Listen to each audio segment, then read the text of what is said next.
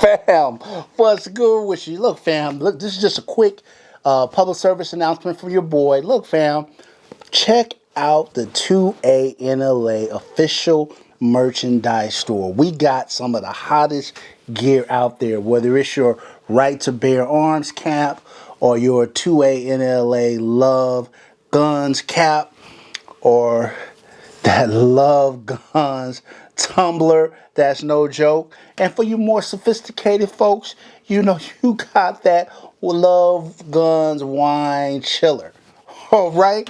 If you look down in the description of the video, you'll see the link to the official 2A-N-LA store. 100% of the proceeds from the store go directly back into the channel to bring you better content. All right.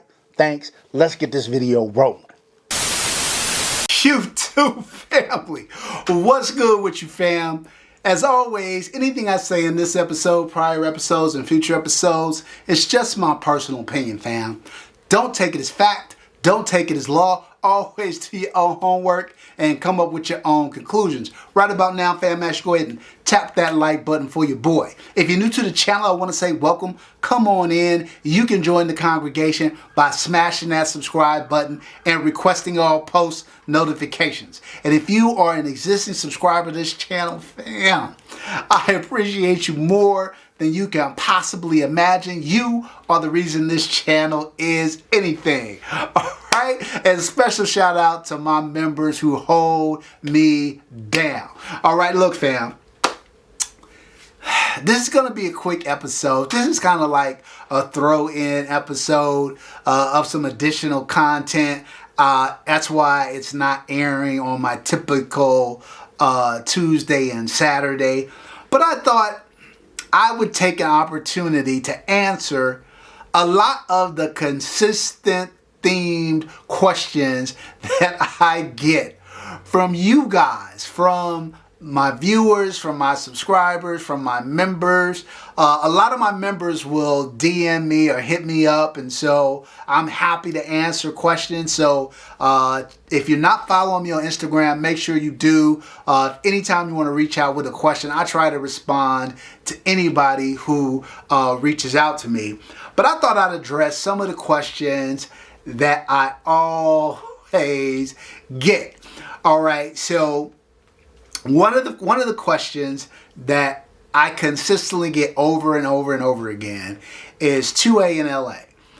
I am ready to venture into the 2011 space, and I'm not sure which 2011 I can buy. And my general response, anytime anybody asks me about purchasing a firearm, regardless of whether it's a rifle or a 2011 or a striker fire pistol or it's their first pistol, I always ask, what's your budget? Because I think oftentimes how much we're willing to spend will dictate to us what we are going to buy. Now that may sound simplistic, but it holds true. Like if you ask me what gun should I buy, I'll tell you an Atlas Erebus. Oh, that sounds great. I'll tell you, yeah, it has a great trigger and it's soft shooting and has low recoil. Oh, great, that sounds wonderful. Well, how much is it? Yeah, it's $7,500. Huh? What? Okay, right? So I want to make sure I'm setting you up to win. But most of the time when people ask me this, I think they approach it the way that I approached it, which was, I'm going to start off, since I'm at an entry point, I'm going to start off at an entry level.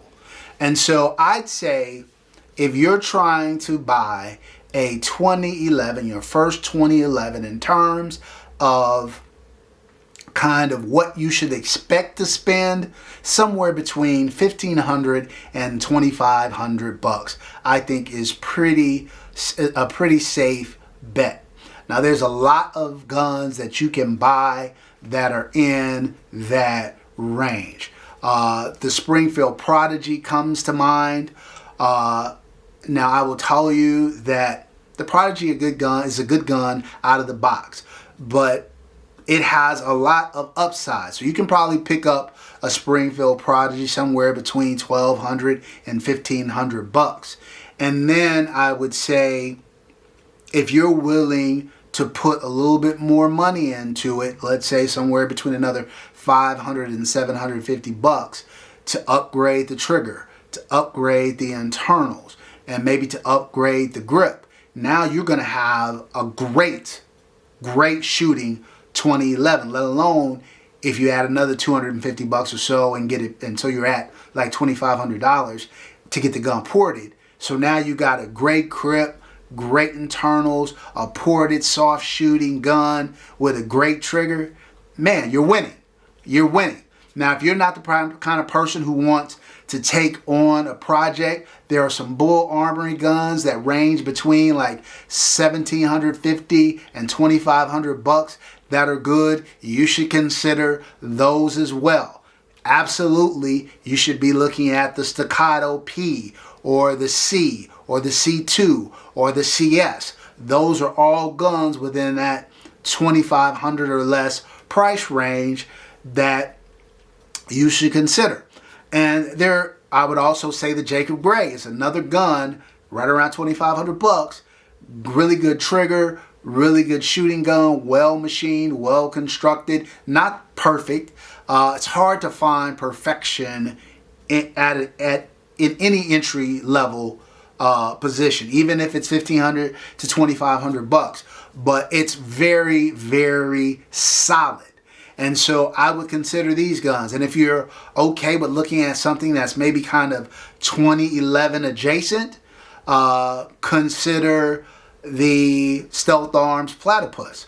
This is not a 2011, but it is very kind of, you can have it your way. And so think about the Platypus. You can build it out how you see fit. And if you throw in all the bells and whistles, it will run you right around $2,000. And that's a great value for what you're getting. So if you're asking me, I want to get into 2011s, where should I start? That's what I would tell you. All right, fam. Another question I get all the time, and it is exhausting having to answer this. So I thought I'd take the time to answer it here, is why don't you leave California? You should leave California. Well, here's the thing, fam, about that. And I want to be as respectful as I possibly can, and because some of you guys ask that out of care and concern, and other you guys and some of the other guys are just, talking shit. But I would say, if you really want to know the answer to the question, number one, yes, being a Second Amendment guy and a gun collector, it definitely has its disadvantages here in California. There are a lot of rules and regulations. We have an assault weapon ban that restricts the way that our rifles can be configured. Our semi-automatic rifles can be configured. We've got a California gun roster that limits the types of guns that we can buy here. We've got, capacity limits in our magazines. We've got a 10-day waiting period. You have to do background checks for ammo out here. Look, y'all, it's a lot. It's a lot. That said, though, y'all see my collection. Does it look like I'm struggling with it? Or does it look like, despite all of that, I'm finding a way to thrive in this environment? So that's one reason that, yes, it's a pain. Yes, it's not good. But there is a huge Second Amendment community out here in California. There is a huge gun community out here in California, whether it's competition or range or otherwise. I interact with them on a regular basis. So don't get it twisted. It is not as bad as others would lead you to believe. Certainly not good, but it is, at least up to this point, very, very manageable. Secondly, I would tell you that where am I going to go? That what I've seen over the last few years is that California will find you. You either stay and you fight the good fight, or you concede the ground and the cancer continues to spread. There was a time not too long ago where if people were like, come to Illinois, and look how that is right now. It's worse than California. People were like, come to Colorado. Look at what they're going through. People were like, come to Washington. Look what they're going through.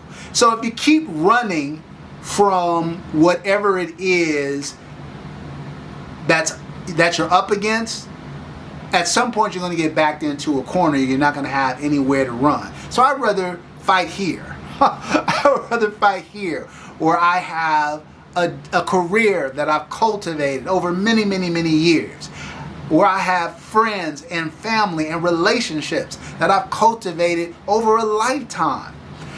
So no, and on top of that, I like being able to go out in the dead of winter in shorts and a tank top.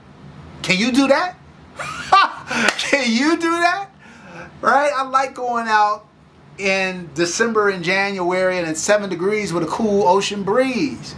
So I like being where there's no humidity and snow isn't covering the ground for 3 or 4 months out of the year. And what I also love about California is that really it's a beautiful state. Of course, we have our issues like everywhere. But where else can you go up to the mountains and be in the snow in the morning and come down and lay out on the beach in the afternoon? Here in California, you can do that. Oh, you like farm country and camping? We got that in spades. Oh, you're a desert person. You like that dry heat. It's an hour and a half out of LA. So anything you want is here. By the way, even though companies and people are moving out of the state, it still has more opportunities from a career perspective than most places do. Yes, the cost of living sucks, but that's what goes for the territory. When people tell me cost of living sucks out here, I'm like, yeah, there's a reason for that, because it's bomb. That's why. So that is, in short, the reasons why I don't leave California. All right, fam. Another question that I get constantly is, what do you do for a living and how can you afford all the guns that you buy? So I am in banking and finance. I've been in this industry for decades now, and I'm very blessed and fortunate, y'all, to be able to pursue my passions, whether that is guns or cars or whatever the case may be. I do not take it for granted one bit. One of the things I love about firearms, especially the ones in the type that I buy, is that they're good investments, you guys. For the most part, they hold their value very well, and in some instances even gain value. And so I always look at my gun collection as something great, something wonderful, but also it's a resource that I can tap into if I need to. So that answers that question. All right, last question I'm going to cover is, people always ask me, can I come shoot with you? Can I come hang out and shoot some of your guns and go to the range with you? The answer is actually yeah. It's just that a lot of my range activity is content driven, or like training classes, which I'm in, or it's content driven because I'm out there, I'm trying to film, I don't have time to mess around and talk. But I am planning, hopefully at least once later this year and a few times next year, having some 2A-N-LA range days. Very informal, very informal, but I'll give you guys plenty of notice, and I'll invite you guys down to my gun club, and it'll be a small list of people so that, you know, things aren't crazy, but maybe 10 to 15, 20 people or so, and I'll have you guys out, and I'll bring out some of my guns, and we can all shoot them. I love to meet you guys face to face. I think that would be wonderful. I don't want to make it a big production. I'm not trying to get sponsors and all that kind of stuff. Just an opportunity for me to hang with you guys and talk guns, man, with the community. All right? So keep your eyes and ears open for that. All right, fam. That's it for this episode. Until next time, as always, take care of one another and peace.